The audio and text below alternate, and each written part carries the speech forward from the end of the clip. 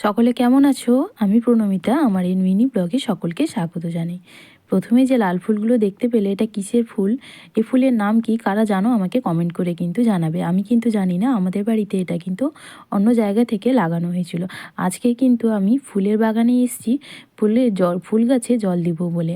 তো তার সাথে অনেকগুলো নতুন চারা গাছও এসছে সবজির, তো সেগুলোও লাগানো হয়েছে, তাতে জল দেবো। তাই ভাবলাম এটা তোমাদের সাথে শেয়ার করি।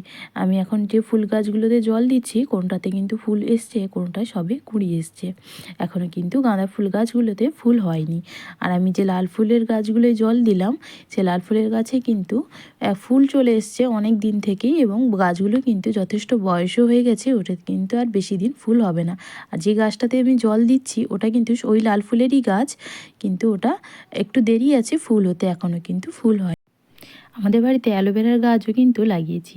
অ্যালোভেরা গাছটা কতটা উপকারী সেটা কিন্তু সকলেই জানো, সেই জন্য কিন্তু প্রত্যেকের বাড়িতে আশা করি অ্যালোভেরার গাছ নিশ্চয়ই আছে। এরপরে আমি চলে যাব সবজির বাগানের দিকে। সেখানে কিন্তু যে নতুন সবজি চারা গাছগুলো লাগানো হয়েছে সেগুলোতে জল দেব।